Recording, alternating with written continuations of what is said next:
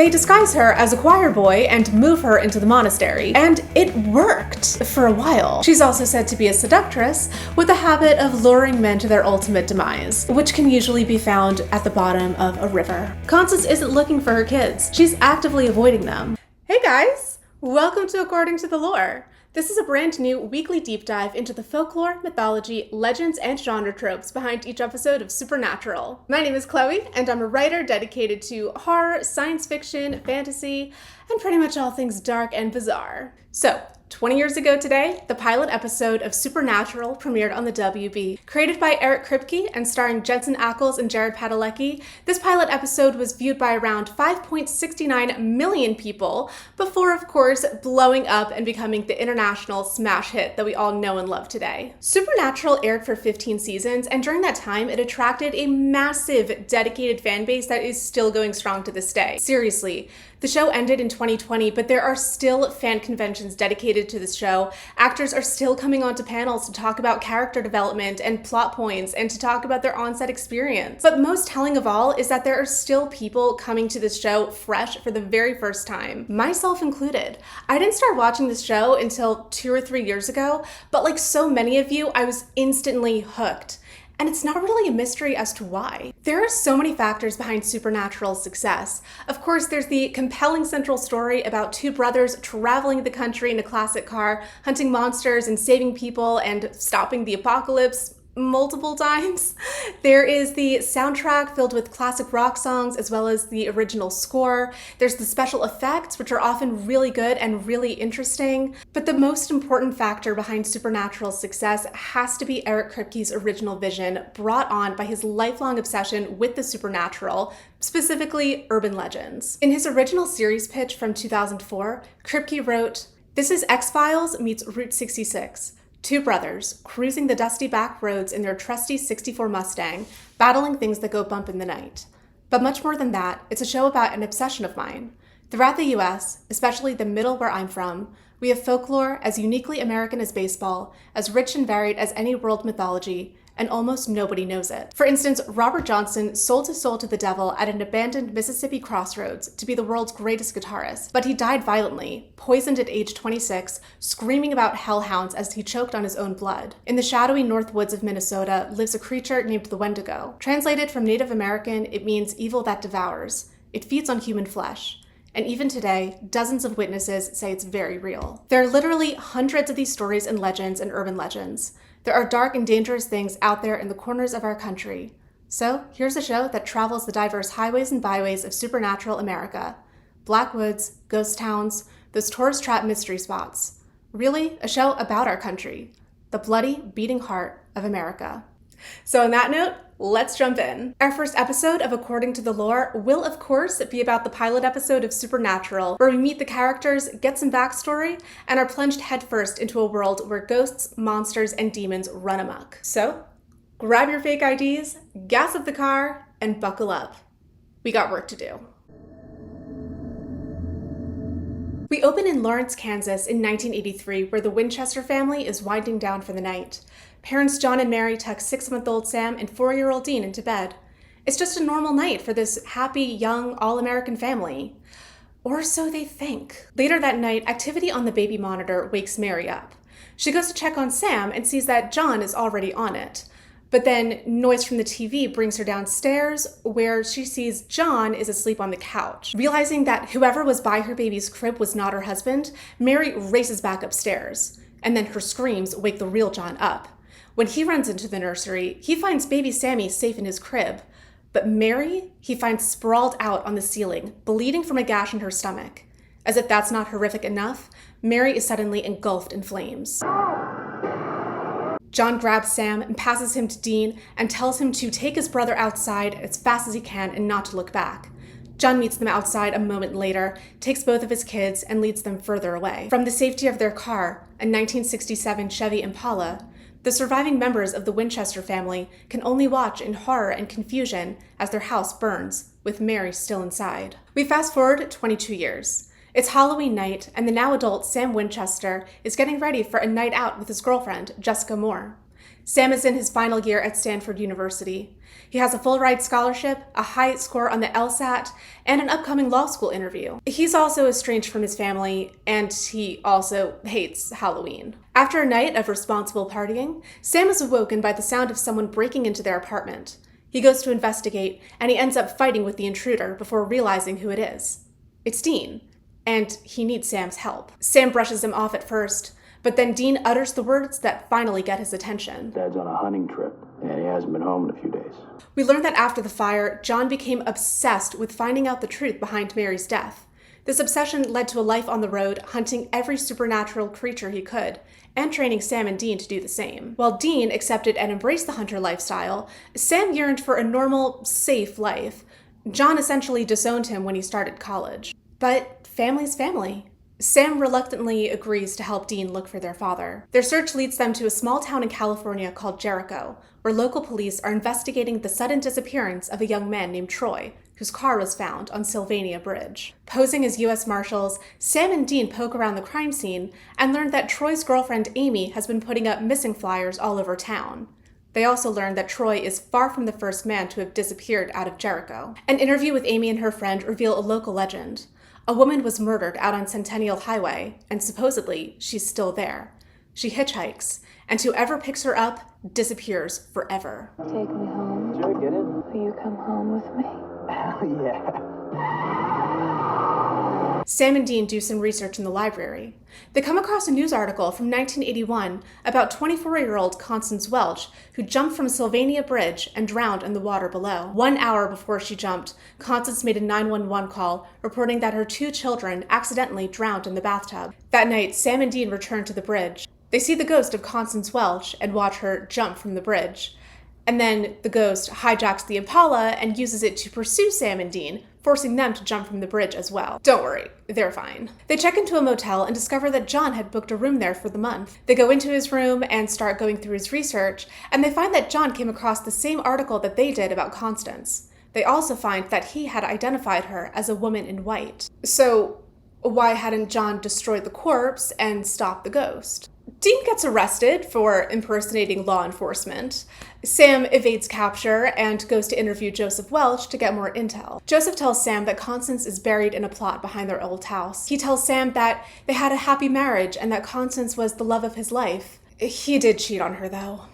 But he refuses to believe that she killed their children. Despite Sam's initial annoyance over being dragged back into the family business, their earlier encounter with the cops brings out his inner outlaw. He calls in a fake emergency to help Dean escape police custody with John's confiscated hunter's journal. Then, on Centennial Highway, Sam has a run-in with Constance Welch. Literally, he drives right through her. She appears in the back seat and asks for a ride home. Take me home. When Sam refuses, she becomes angry and takes control of the car again, leading them right to her abandoned, derelict house. She attempts to seduce Sam, but he rejects her. Because, he already has a girlfriend.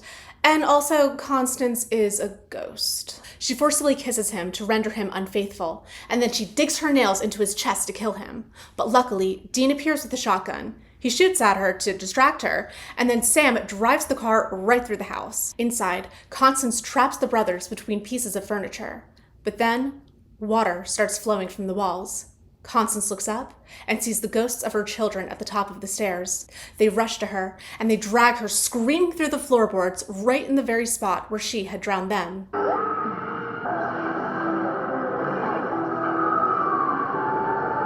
With that, the ghost of Constance Welch has finally been defeated. After the hunt, Sam goes home. He has a law school interview to get ready for. He takes a nap, and when he wakes up, he discovers that Jess is dead and bleeding on the ceiling. A fire breaks out immediately. It's just like when Mary died. Just as he did 22 years ago, Dean drags Sam out of his burning home to the safety of the Impala. Realizing that he might never escape the things that go bump in the night, Sam leaves school to join Dean on his quest to find their father and track down whatever killed Mary, and now Jess. We got work to do.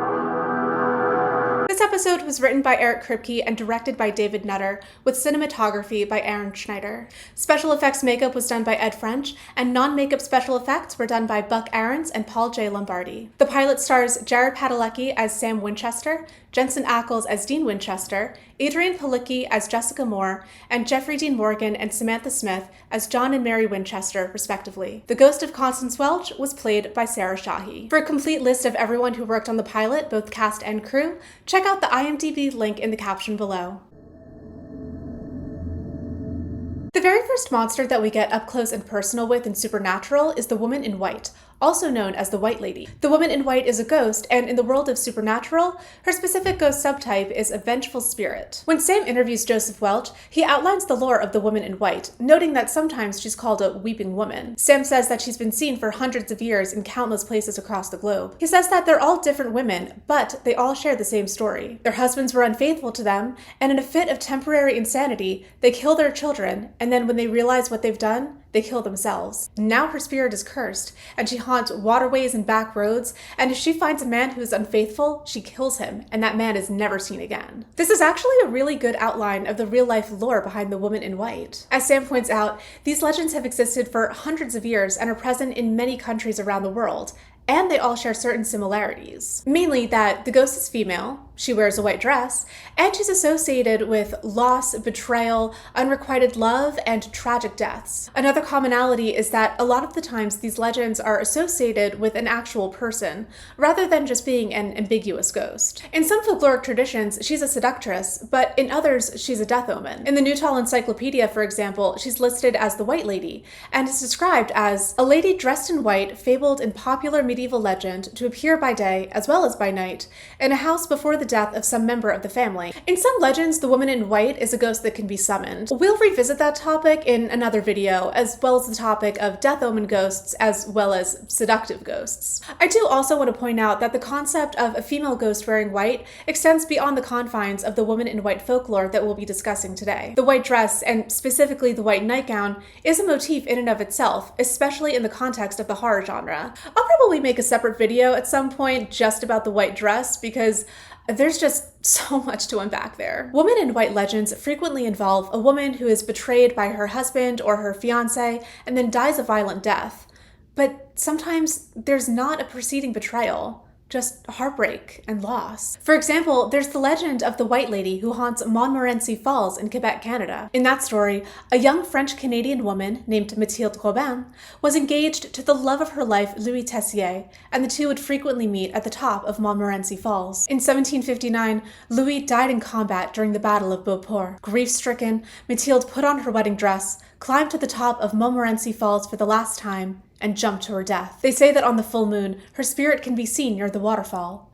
Another smaller waterfall nearby is named La Chute de la Dame Blanche in her honor, and is said to resemble her wedding veil. There's also the Irish ghost story of the White Lady of Kinsale, who's said to haunt the Kinsale Harbor fortress known as Charles Fort. In this legend, dating back to the 1600s, Wilful Warrender, the daughter of the fort's commander, Governor Warrender, marries an officer named Sir Trevor Ashurt. On their wedding night, Wilful and Trevor are taking a nice romantic stroll around the fortress, and Wilful notices some wildflowers growing at the base of the battlement. Being the adoring and doting husband that he was, Trevor goes down to pick his new wife a bouquet. On the way down, Trevor passes an on-duty sentry who offers to go down and pick those flowers for him. Trevor accepts and takes the sentry's spot. That sentry does not return, and Trevor falls asleep. Wilful's father, remember, the commander, is doing his nightly inspections around Charles Fort, and he sees who he believes is the on-duty sentry asleep on the job. This makes him really angry, and so he takes out his gun and shoots him in the chest. When he walks closer, Governor Warrender discovers that the person that he just killed was not the on-duty sentry, but in fact was his daughter's new husband. He's so horrified at his actions that he climbs to the top of a rampart and jumps to his death. The next morning, Wilful finds the body of her husband and the body of her father. Overcome with grief, she throws herself off a rampart as well. The ghost of Wilful Warrender is now said to roam Charles Fort in her wedding dress, looking for sleeping sentries to wake them up. There are also stories of her pushing captains down the stairs.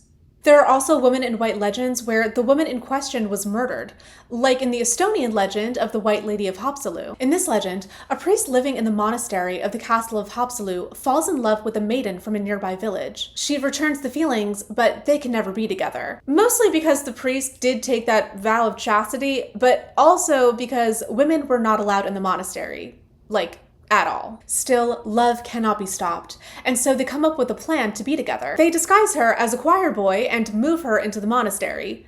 And it worked. For a while. The presiding bishop returns from travels abroad and immediately clocks that something is off about the new choir boy. Upon further investigation, it's revealed that this new choir boy is in fact a woman, and the priest has been having an affair with her. The bishop is predictably quite miffed, and so he decides to sentence them both to death by starvation. The priest was locked up in a cell, but the woman's fate was even worse. At the time, the castle of Haapsalu was still under construction, and so there were a lot of open walls in the castle. You see where I'm going with this? Yeah, he bricks her up in one of the walls. In case you are wondering, the technical term for this is immuring. Anyway, according to the legend, the woman, now the White Lady of Haapsalu, is said to haunt the walls of the chapel, and on nights with a full moon, you can even see her in one of the windows. One of the main elements of the woman in white in this episode of Supernatural is that she's a hitchhiker. Similar to White Lady legends, there are so many stories about hitchhiker ghosts that it could probably be its own video. But there are also stories specifically about women in white who hitchhike, or at least who need a ride. In the Philippines, women in white are a popular motif in ghost stories and are called caparosa. A famous caparosa legend takes place on Balete Drive in Quezon City. Broadly, the legend tells of a caparosa who haunts this road targeting taxi drivers. The specifics change depending on who you ask. In one version, a taxi driver runs over a teenage girl and buries her beneath one of the balete trees lining the road. In another version, a taxi driver sexually assaults and murders a female college student, and now her ghost is wandering around looking for her killer. In yet another version,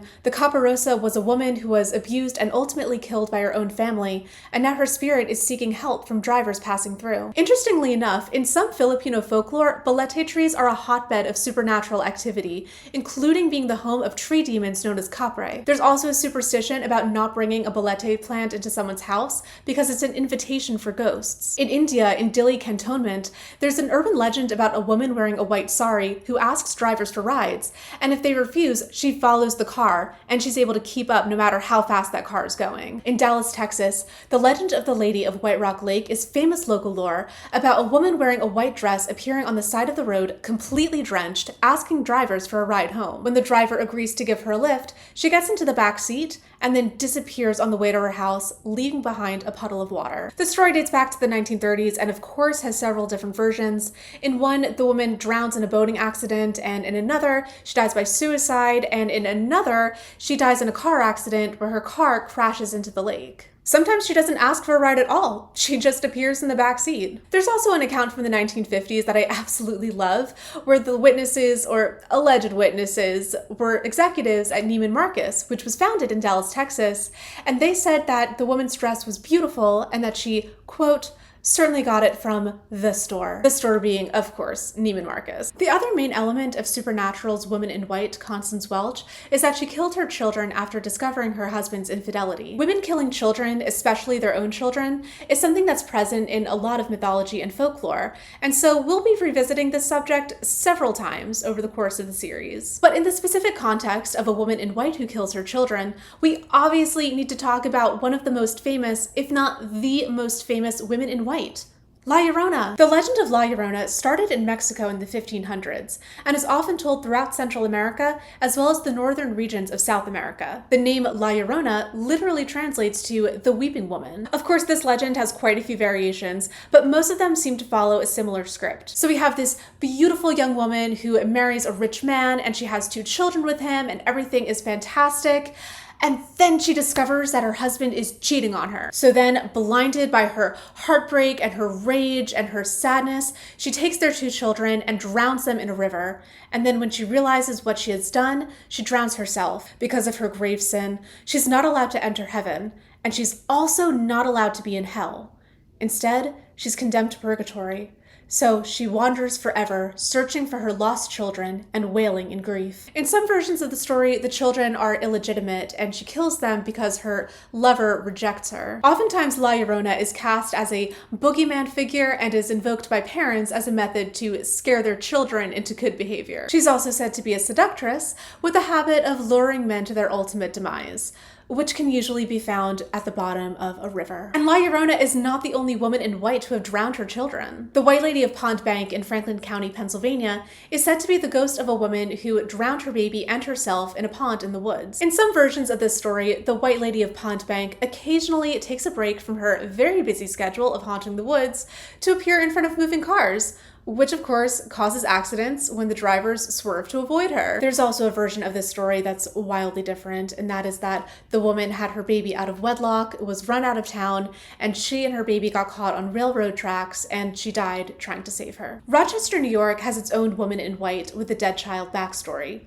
This one is a bit different than the rest though, because the White Lady of Durand Eastman Park did not kill her own child. In this legend from the 1800s, a woman's teenage daughter disappeared after walking to the nearby Lake Ontario. The woman was convinced that her daughter was killed by a man, or by multiple men, and would take her 2 dogs and search the area for her daughter's body every single day up until her own death. But even after her death, the woman would not give up. According to the legend, the woman's ghost, wearing a white dress, appears at the lake still looking for her daughter, and is reportedly very hostile to men. By the lake there are stone ruins, which some have said are the remains of a castle where the woman and her daughter lived.